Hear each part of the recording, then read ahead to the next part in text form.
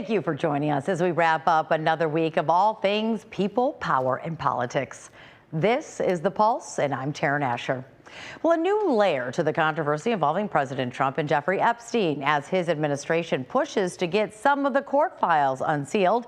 We're going to dive into the latest developments on that. Plus, the race for Michigan's 7th congressional seat is getting more crowded, and one of the candidates is in Studio C tonight. We're talking with Josh Cowen about why he's running and his message for voters as he hopes to unseat Republican Tom Barrett. Plus, it's been a busy week of news. Justices okay the dismantling of the Education Department, the Epstein controversy, and funding cuts to the foreign aid and the Corporation for Public Broadcasting. We're debating it all with Republican Jamie Rowe and Democrat Sherry Gay Dignago. And we begin, though, tonight with those funding cuts. For the first time in decades, a president has successfully pushed a rescission request through Congress. And the White House says more could be coming. $9 billion in public broadcasting and foreign aid clawed back, passing the House by just 3 votes. As you might expect, reaction is split. Democrats warn the cuts could hurt rural communities, while Republicans call them common sense. Emergency notifications to rural parts of our country where lots and lots of Americans get their emergency notifications through public access radio stations. We clawed back $9 billion in taxpayer funds and wasteful spending, fraud, waste, and abuse. We've been targeting that every area. Well, the cuts also coming to the Corporation for Public Broadcasting. It's losing just over $1 billion, the entire amount it was supposed to receive over the next few years. 70% of that funding goes to more than 1,500 local public TV stations and radio stations. Now, we spoke with Mary Zatina, general manager of WDET, who believes this loss makes viewer and listener donations more important than ever.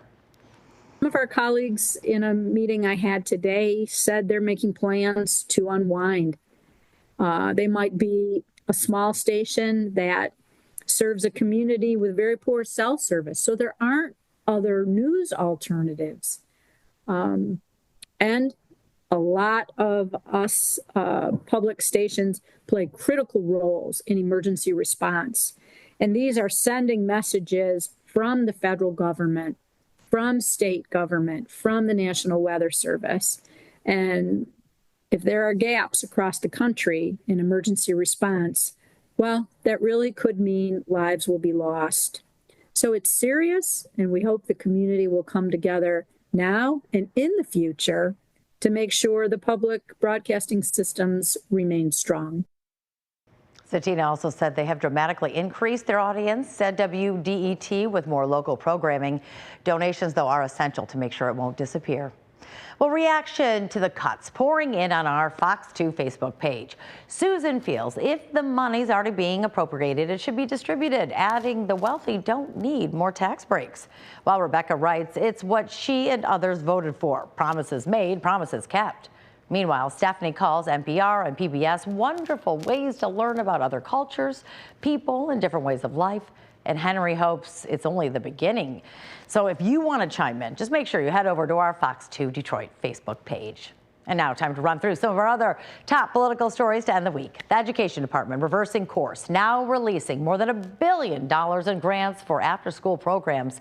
This move comes just days after 10 Republican senators sent a letter urging the Trump administration to free up the funds.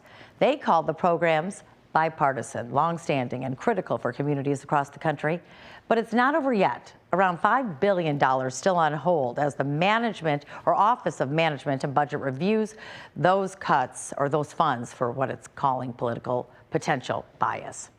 A federal judge restoring a Democrat to the Federal Trade Commission, ruling President Trump illegally fired her earlier this year. The judge ruled federal law protects FTC commissioners from being fired without cause. The FTC website has been updated to show the commissioner is among one of the sitting ones. Attorneys for President Trump said they will appeal. And today, President Trump also signed a new law putting regulations on a new cryptocurrency called stablecoins. The Genius Act puts up initial guardrails and consumer protections. Stablecoins are tied to assets like the U.S. dollar to lower price volatility. It passed the House and Senate with bipartisan support. President Trump has pledged to make the U.S. the crypto capital of the world.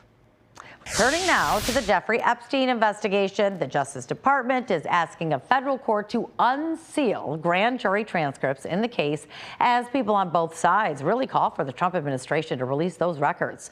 The motions call for transcripts in the Epstein case and British socialite Ghislaine Maxwell to be unsealed. But there's another story right now getting a lot of attention, and it has President Trump suing a major newspaper. Now, you see, the Wall Street Journal published an article about a letter that reportedly has the president's name attached to it. It's part of an album from 2003 celebrating Epstein's 50th birthday.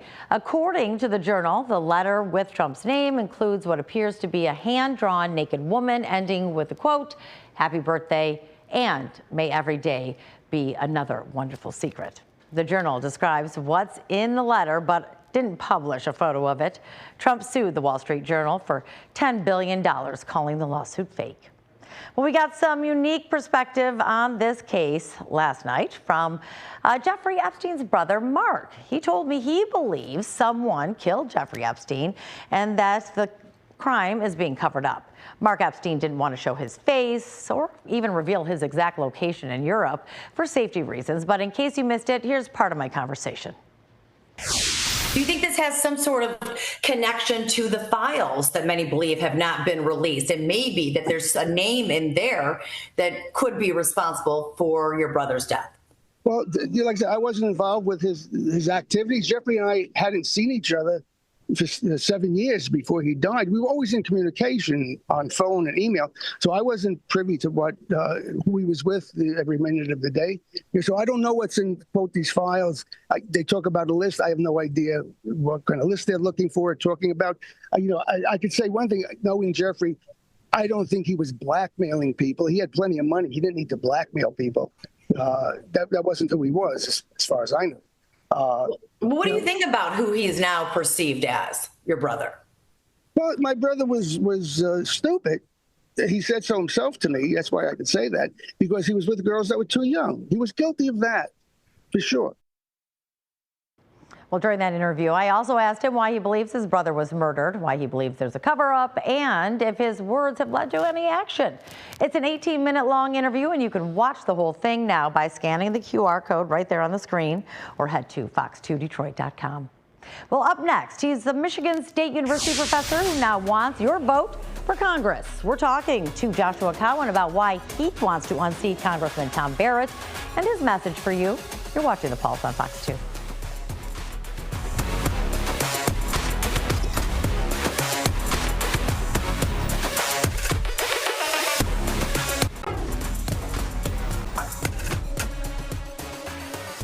Well, back now on The Pulse, looking at all things people, power, and politics. And here to talk about his run now for the 7th Congressional District seat, Michigan State University education policy professor Joshua Cowen. It's good to see you, by the way. But first, we also say that we've already interviewed former U.S. Ambassador Bridget Brink, and we're working to get Matt Mazdam and Congressman Tom Barrett as well. So we want to be able to talk to all the candidates. But it's a big shift for you there. If you're going for, education policy professor, and now you want to run, in the world of politics, what makes you think, though, that you're qualified to do so?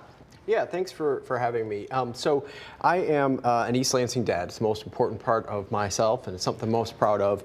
As you mentioned, I teach at MSU, and I've been there for a dozen years. I have spent my career fighting to make public schools more accessible, better opportunities for kids all over the country. And over the last few years, have really been standing up to Betsy DeVos and a handful of right-wing billionaires who are trying to gut investments in public schools.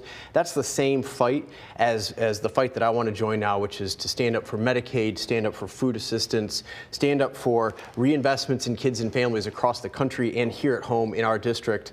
It's part of that same fight, and it's the work that I've been doing the last few years. But you don't have any political experience per se. So how do you make that shift? Yeah, so this is the first run that I've made for office, and again, the last couple of years especially, been working in state legislatures all over the country, here at home, really standing up for public school investments in particular, including in the political process, trying to make sure that our public schools here in Michigan and across the country are fully funded. So let's talk with your major motivation. That was the vouchers you said from Betsy DeVos, and here it'd be charter schools. So why are you so against it, and why do you feel like that really needs to be changed? Yeah, so a couple things. So what these voucher schemes are that DeVos is pushing, and he wants to do here, got it in the big beautiful bill to bring here, and what she's been doing across the country is sort of gives everybody a coupon to go off and to try to get into a school. What's important to know about those type of programs is the schools do the choosing, not parents. So that's the most important thing, and that's the thing that I think is really important for folks to know.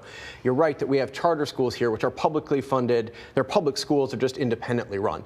Those are a little different, and I have a different view of some of those. Like in their best case scenario, charter schools do offer some opportunities for kids. They have to be a lot more transparent than they are, though, and we have to talk about that. Right, and now you've done a lot of research as well, from what I understand, and I did read some also about unions, and there are some critics out there that said that you were against unions, that you felt that it might impact education of students in these schools, but yet now you're a union member. Is that true? I'm a proud union member. Proud member of MEA, and have worked closely with both MEA, AFT, as well as school management across the country and here in the state to make schools better for kids and families. You know, I have, in this fight that I've been making against Betsy DeVos, I'm certainly getting used to right-wing bloggers pulling old, obscure academic articles of mine out and trying to tell me what I had to say about those articles. One of them is this thing. I will say this, that what's great about unions is they do increase teacher pay, which is really important for the quality of schools we have. It's important for workplace safety, and I think we can all agree that lowering class sizes, which unions also help to do, is good for kids, it's good for parents, and it's good for teachers too. But what was in your research, though, that was negative, that that people now feel like maybe you've kind of flip-flopped in your thoughts? Yeah, see, these right-wing bloggers have pulled obscure sentences out of mine that say, out of my writing, that say that basically we have to look past test scores to see what the positive effects of unions are. Somehow they twisted that into something else. I think it's just a way to try to drive a wedge between sort of the work that I've been doing, committed to working for kids and families across the state. Well, we know that it's a machine, a political machine, especially with the 7th Congressional District. There's a lot of candidates in there, and that's going to be a tough run for you. How do you plan to approach it, though, moving forward, especially unseating Tom Barrett? Yeah, so, you know, first and foremost, just emphasizing the work that I've done in the district, living in the district. Kids are proud public school graduates. 2 of my 3 kids, my 3rd is still in high school there. This work that I've been doing to sort of improve investing in families across the state here, really going to draw heavily on that work and take that message out. We are live. We are getting a lot of support from folks all over the state, all over the district for this message that we're delivering, and I feel really good about where we're going. And then there's been a lot of cuts right now. We just talked about that earlier in the show, obviously with Congress and Medicaid and Department of Education. I mean, what can you do to help work against that if we had to try to pinpoint a few things right now? Yeah, you know, it's really unfortunate because I think people hear about these departments in D.C. and we don't talk enough about how that's affecting families here in like our district. So, for example, $200 million at risk for schools that are serving mostly low-income and working families in our district, just totally at risk. It's actually Congress's job to hold on to that money. And one of the problems that I have, and one of the reasons that I'm actually running, is that this guy, Tom Barrett, is not standing up for this district. He's just letting Donald Trump do whatever he wants with these funds, when actually Congress has said these funds are for communities like ours here. And we have to it starts with just simply standing up for what Congress has already done and said we, in this community, have a right to get. What are your thoughts, though, on the cuts, though, with the Department of Education today? I mean, that's going to change the way the business is done in the fall when you go to these schools. Yeah, so again, we're talking about money for schools that mostly serve working families and lower income families. We're talking about dollars that go to this district for kids with disabilities. We're talking about dollars that go to kids in this district to get extra reading supports, as well as additional school meals and after school programs. All that's at risk right now, and we need to stand up for it. Yeah, it's going to happen over time at this point because it's real. It's become a real thing with it being passed. So final words, though, as we get ready to wrap up this segment, on what you want to tell voters. How do you want to let them know that you know, you're not just shifting ideas, that you're actually going to do the best work for them? Yeah, so if you are willing to stand up for kids and families with me, if you want to invest in this community, if you think that we should be making government work better for families and not just work for the wealthiest few and the billionaires like Betsy DeVos, then I hope that you join our campaign, because that's the message that we're going to be taking. We're going to be fighting for families in this district every single day until we start to get things done and start reinvesting in this community. All right, thank you. Joshua Cowen, running for 7th Congressional District. We'll see what happens. Appreciate you. Well, it has been a busy week of news and funding clawbacks, as we've talked about, the president suing another news outlet, and so much more. We're diving into it all in just 3 minutes. Don't go away.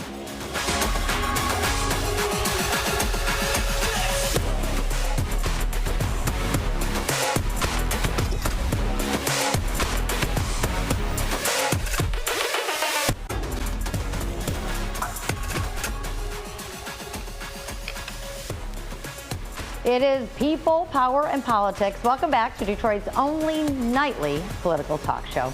And here to debate yet another busy week of politics, conservative commentator Jamie Rowe and then former Democratic State Rep Sherry Gay-Dignago. And we're glad to have you both here. You always give us some unique perspectives in a fiery way, so we always appreciate that. Cuts. Let's say a lot of people didn't even think these were all going to go through, but yet here we are. Congress passed that, and when it comes to foreign aid, we were just saying, or the Corporation for Public Broadcast, I mean, these are pretty steep cuts. Let's stick with the one with the foreign aid, though. I mean, a lot of people said it's going to create a lot of instability globally. Are you worried about the fallout? Well, I am, and the biggest issue that I have is the return on investment for our support of foreign nations is much more than we truly invest. A lot of people have the concept that we're investing much more. It's like 1% of our budget, and so so you're better with it. You're okay compared to some of the other cuts. No, I'm not okay with the cuts. I think that we should maintain what we have. So we have the ability, you know, America wants to be the leader, humanitarian efforts, and making sure that we have an ability to negotiate issues with respect to democracy, right, war, health, science, you name it. And if we expect to be those leaders, there are some instances in which you have to make investments. And so for the amount of money that we've invested, I just think that it's unfortunate that we're cutting that. And this is a way that we have our allies, that we gain that as well by being able to give them some money, because that's what some have said.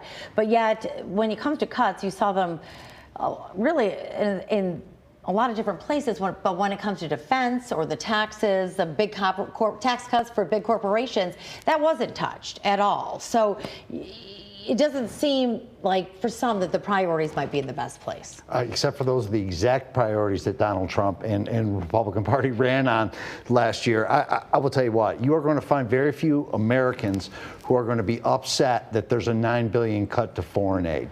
The other people who you don't hear complaining about it are any foreign leaders. I have not yet heard one foreign government who has complained, about, well, it's well known that this is coming, and no one's saying, oh my God, you can't cut this, or we're not going to be able to make it.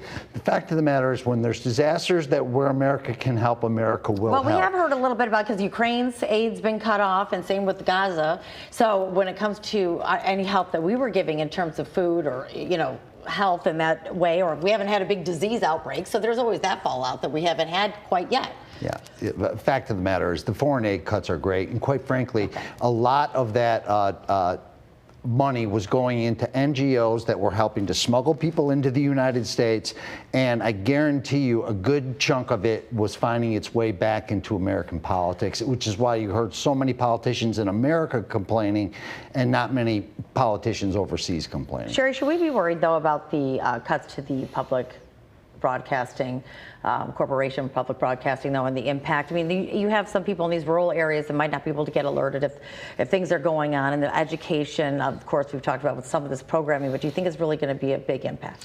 Well, I think as we evolve with technology, there are other means to make sure that access notifications are available. I think in many instances, a lot of the notifications that we're receiving now are through our phones. And so while I believe in the opportunities and outlets to make sure that we maintain freedom of speech and opportunity to get information out, I think technology is evolving. AI, access to phones. So, I mean, Certainly, I would love to see those programs continue because many of them are housed in our universities. And when you look at where they're stationed all across the state, they are in partnership with many of our universities. My alma mater, certainly Wayne State University is one of them.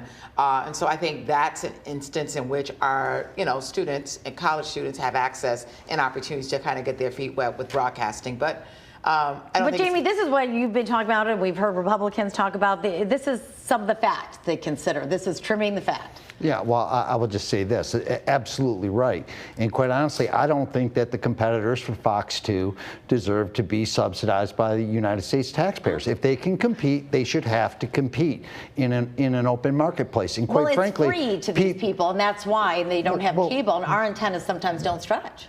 I mean, that's how their antennas, don't stretch. But they all have phones. I mean, if it's a weather alert, something like that, they're going to get the information. I am not concerned. I have not heard one person other than Democrats who don't really represent rural areas who have expressed concern over how these are going to impact rural areas. All right, let's spice it up a little bit with the Epstein files. Do you guys want them released? What do we want here? I want to see everything that's in there, and I would love to know. What do you think's in there? Do you think there's hiding, specific names? Look what happened today when all of a sudden President Trump's name came out. All of a sudden he's suing Rupert Murdoch and the Wall Street Journal. I think that Rupert Murdoch and the Wall Street Journal have some problems before him because President Trump has shown he is not going to take these fake stories anymore, as ABC News and CBS News and others have found out, writing big checks to him for these slanted stories.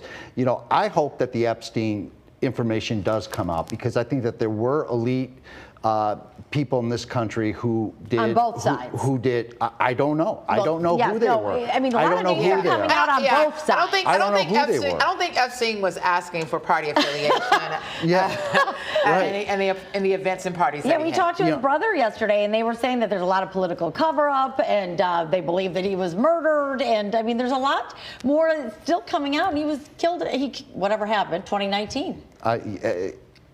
It is something that there were heinous crimes that were committed. There was a reason why he was put in prison in the first place before he was tried. It would have been much better if we had actually had a trial for him, if he hadn't killed himself, if that's indeed what did happen. But anyway, I trust Donald Trump and the Justice Department to get to the bottom of this. I hope that the judge in New York City releases the grand jury testimony as Attorney General Bondi has asked for, and that the people of this country, and particularly the victims, finally get the truth. Well, yeah, nothing to hide, just release it, right? I mean, they can redact the victims' names to protect their privacy, but when it comes to everybody else, just shut them up by showing the truth, right? They cannot release grand jury testimony that is under seal. Well, they are working to do that right now. That's what they're trying to do right now, yes. But, they say there's no client list. But then we've heard so many people kind of switch positions throughout the years on what these are and what it should be. I mean, it's time. I think it is time. People have talked about this story for far too long. We have so much before us that we need to be focused on, like education. So release the files, open it up, let's see, let's get moving, and let's take our country forward. I'm tired of this. Amen. All right. Well, that's going to wrap up this portion, this segment right now, but more to come. And really the fallout of these budget cuts as the months go on, and we'll see what ends up happening and what maybe could be changed down the road. So thank you so much for joining us on this Friday, and that is The Pulse for tonight. I'm Sharon Asher, and make sure you have a great weekend.